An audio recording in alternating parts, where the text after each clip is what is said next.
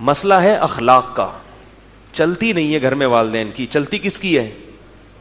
اولاد جو ہے نا یہ گھر میں کیا بنی ہوئی ہے؟ باپ بنی ہوئی ہے. کیا بنی ہوئی ہے؟ باپ. اور یہ حدیث سے ثابت ہے کہ قرب قیامت میں باندی تلید الامۃ ربتہا, باندی اپنے آقا کو جنے گی. یعنی عورت جو جس کو پیدا کرے گی نا وہ عورت کا کیا ہوگا؟ مالک ہوگا. یعنی آپ کو فرمانبردار ہونا چاہیے تھا, آپ کیا ہو جاؤ گے؟ الٹے باپ بن جاؤ گے.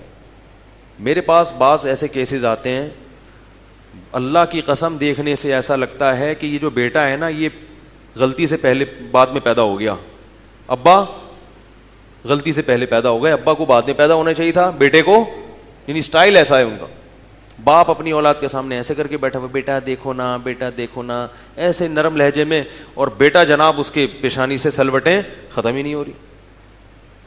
تو میں سوچتا تھا کہ جب میرے سامنے ہی ان کے ابا اپنے بیٹے سے اتنے نرم لہجے میں بات کر رہے ہیں کہ کہیں یہ جو صنف نازک ہے ان کو تکلیف نہ ہو جائے, تو گھر میں کیسے بات کرتے ہوں گے؟ یہ باپ کو اولاد سے ایسے بات کرے, پتہ چلے کہ باپ ہمارے حضرت مفتی حضرت جو تھے نا بڑے بزرگ ہمارے, وہ ان کے بیٹے بڑے مالدار ہو گئے نا, سعودیہ چلے گئے تھے مدینہ یونیورسٹی میں, تو وہاں تو بڑی ٹھیک ٹھاک تنخواہیں ہوتی ہیں, پیسہ ویسا آ گیا. ہمارے حضرت بہت ہی غریب تھے, 60 سال تک ہمارے حضرت کے پاس بس ضرورت ہی کہ یعنی پنجاب سفر کے لیے ٹرین کا کرایہ نہیں ہوتا تھا, پورے سال جمع کر کے اتنا کرایہ ہو جاتا تھا کہ پنجاب جاتے تھے اپنے شیخ سے ملنے کے لیے.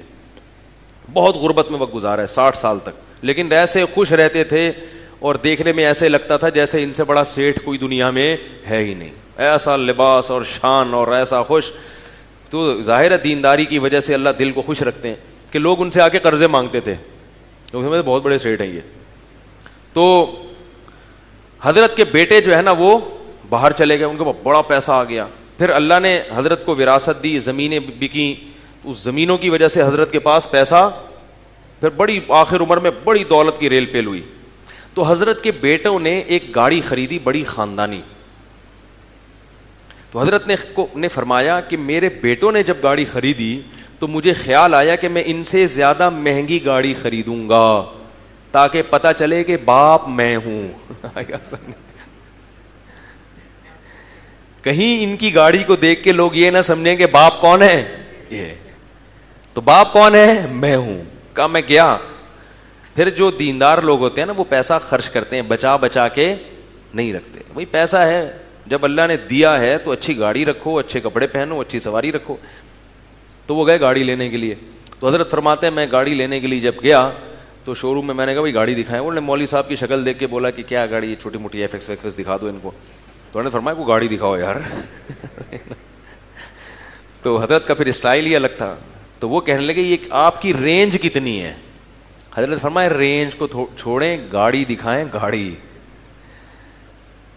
کئی دفعہ جب ایسا ہوا نا, حضرت کے بیٹے بھی ساتھ تھے جب یہ حضرت گاڑی خریدنے کے لیے گئے, تو وہ بھی یہ چاہ رہے تھے کہ ابا کی گاڑی ایسی ہو کہ دیکھنے میں ابا کیا لگیں, ابا لگیں کہ یہ ابا ہیں اور یہ کیا ہے. آج بیٹے کے پاس اتنی لگژری گاڑی ہوتی ہے اور ابا موٹر سائیکل پہ جا رہا ہوتا ہے. کتنے افسوس کی بات ہے یار, کتنے افسوس کی بات.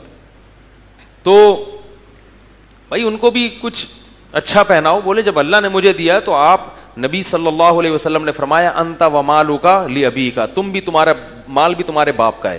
اگرچہ باپ زبردستی نہیں لے سکتا اولاد سے, اس حدیث کا یہ مطلب نہیں ہے کہ مالکانہ حقوق حاصل ہو گئے, یہ ایک اخلاقیات ہیں, تربیت دی جا رہی ہے. اور مسئلے کی روح سے باپ اگر خود کفیل ہے اور اپنے خرچے بھرپور طریقے سے پورے کر سکتا ہے تو پھر اولاد پر باپ پر خرچ کرنا واجب نہیں ہے. مسئلہ خوب سمجھ لیں, کیونکہ پھر والدین بھی ان چیزوں کا ناجائز فائدہ اٹھانا شروع کر دیتے ہیں. سمجھ رہے ہیں, وہ بھی اولاد کو پورا سرنج سے نا, وہ کہہ رہے ہیں وہ بیان میں آیا تھا کہ تم پورے میرے ہو تو تمہارا خون بھی کس کا ہے, میرا ہے, اور تمہارے پھیپھڑے بھی کس کے ہیں, گردے کلیجی سب چانپیں وہاں پہ سب بک جاتی ہیں اولاد کی. تو اس لیے شریعت نے ہر ایک کی ملکیت کا خیال رکھا ہے کہ آپ کسی کی ملکیت میں اس کی اجازت کے بغیر تصرف نہیں کر سکتے. سمجھ رہے ہو کہ نہیں سمجھ رہے؟ تو ہاں اگر باپ محتاج ہے تو پھر لے سکتا ہے وہ. خیر, تو وہ پھر بڑی زبردست, وہ کویت کا ایک شہزادہ بھاگ کے آیا ہوا تھا, عراق میں جنگ کی بھی تھی نا کویت کے اوپر, تو ایک شہزادہ اپنی گاڑی لے کے بھاگا ہوا تھا, بڑی خاندانی گاڑی. پھر حضرت نے کویت کے شہزادے سے وہ گاڑی خریدی, تو اس میں ہم بھی کبھی کبھار چکر لگاتے تھے. تو حضرت کا اصول یہ تھا کہ گاڑی میں جب بھی پیٹرول ڈالو تو ٹینکی کو فل کرو. یہ جو چھچور پنا ہے نا 50 روپے کا 100 روپے کا, اس سے بڑی نفرت تھی ان کو, اس لیے کہ جب خود ہی چلانی ہے گاڑی تو بعد میں بھی تو ڈالنا ہی ہے نا. یہ بھی کنجوس ہونے کی علامت ہوتی ہے, کنجوس ہونے کی علامت. بھائی جب خود چلانی ہے تو ایک دفعہ بھروا لو اس کو. تو کہتے ہیں جب میں پیٹرول پمپ پہ لے کے جاتا تھا تو وہ ٹینکی بھرتی نہیں تھی, وہ مڑ مڑ کے دیکھ رہے ہوتے بھائی یہ ٹینکی ہے کیا ہے یہ.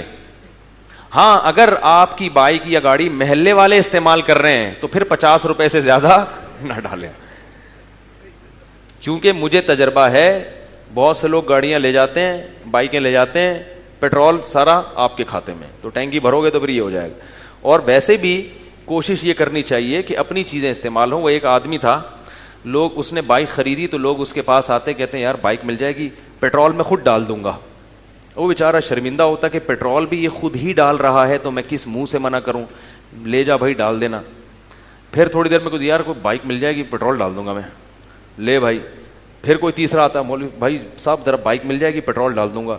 جب اس کی بائک کی ایسی کی تیسی ہونا شروع ہوئی, لوگ پیٹرول تو ڈال رہے ہیں, تو ایک دن ایک آدمی آیا کہنے لگا بھائی بائک مل جائے گی پیٹرول ڈال دوں گا. یہ ایک ڈبہ لے کے آیا, بولا اس میں پیٹرول ڈال کے چلا لو. کہا پھر بائک صرف پیٹرول سے نہیں چلتی, اور بھی چیزیں اس کی استعمال ہوتی ہیں. اگر صرف پیٹرول ہوتا نا تو ڈبے میں پیٹرول ڈال کے چلا لو اس کو. تو حکم دیا کہ اما یبلغن عندک الکبر احدہما, دونوں میں سے کوئی ایک یا دونوں بڑھاپے کو پہنچ جائیں. مسائل تو بڑھاپے میں شروع ہوتے ہیں سارے. فلا تقل لہما اف, بڑھاپے میں طبیعت ہو جاتی ہے چڑچڑی, برداشت ہو جاتی ہے ختم.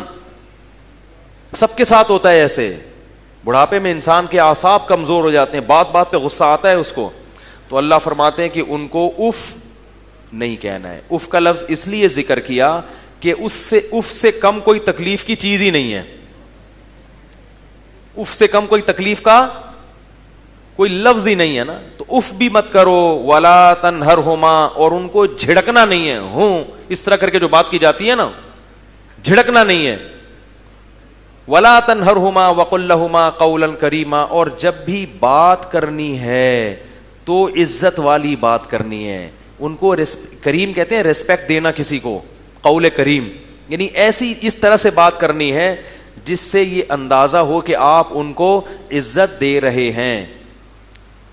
آج اولاد پڑھی لکھی ہو جاتی ہے, والدین بیچارے گنوار ہوتے ہیں, کم علم ہوتے ہیں, تو اولاد پھر اپنے آپ کو زیادہ فنٹر بننا شروع. اور بہت سے تو میں نے ایسے ہی نالائق بھی دیکھے ہیں کہ ان کو اپنے ابا کا تعارف کرواتے ہوئے شرم آ رہی ہوتی ابا کو ملنے, کہ لوگ کیا بولیں گے یہ تمہارے ابا ہیں. بھائی جو بھی ہیں اللہ نے بنا دیے, فخر سے ملایا کرو بھائی یہ ہیں اور میرے لیے قابل احترام ہے, یہ میری اماں ہیں اور یہ میرے کیا ہیں ابا ہیں, یہ میرے لیے قابل احترام ہے. اور لوگوں کو بھی خیال کرنا چاہیے کہ کسی کی موجودگی میں اس کے باپ کو برا مت کہے, اس کا مذاق مت اڑائیں چاہے وہ کیسا ہی ہو. یہ بہت بڑی توہین ہے اولاد کے لیے کہ آپ اس کی موجودگی میں اس کے باپ کا مذاق اڑاتے ہیں. تو فرمایا کہ وقل لہما قولا کریما واخفض لہما جناح الذل من الرحمہ, اور رحمت سے اپنے ذلت کے بازوؤں کو جھکا کے رکھو, اور پھر ان کے لیے دعائیں بھی کرو. وقل رب ارحمہما کما ربیانی صغیرا, اے اللہ ان پر ایسے رحم فرما جیسے انہوں نے مجھ پر اس وقت رحم کیا جب میں بچہ تھا. کیسی ماں اپنے بچوں کو پالتی ہے, کیسا محبت دیتی ہے, اور بیٹا بڑا ہو کر کیسے بھول جاتا ہے ماں. بچپن میں ایک ایک سیکنڈ کے لیے ماں کا محتاج ہوتا ہے, تھوڑی دیر کے لیے ماں شارٹ ہو جائے امی کہاں ہیں. ہمیں یاد ہے ہم جب اسکول سے گھر آتے تھے نا تو سب سے پہلے امی چاہیے ہوتی تھی, 4th 5ویں کلاس میں. لوگ کہتے تھے ابو ہیں آ رہے ہیں, ان کہ نہیں ابو نہیں چاہیے. بچپن میں کردار ماں کا, بڑے ہو کر پھر ابو کی ایک الگ ویلیو بن جاتی ہے. بچپن میں کون چاہیے, ماں چاہیے, کیونکہ جو ماں سینے سے لگاتی ہے, جو محبت دیتی ہے وہ باپ بچپن میں دے. باپ تو سہارا دیتا ہے کہ چھت میسر کر دیتا ہے, اور ماں کو عزت کے ساتھ اولاد کو پالنے کا موقع دیتا ہے. لیکن مانوس بچہ کس سے ہوتا ہے؟ کیونکہ جو ٹوٹ کے محبت ماں کرتی ہے وہ باپ کر ہی نہیں سکتا نا بچپن میں. وہ اللہ نے ماں کو جو اس قسم کی جذباتی محبت دی وہ باپ میں باپ کی محبت ہوتی ہے, کافی سوچنے سے سمجھ میں آتی ہے وہ.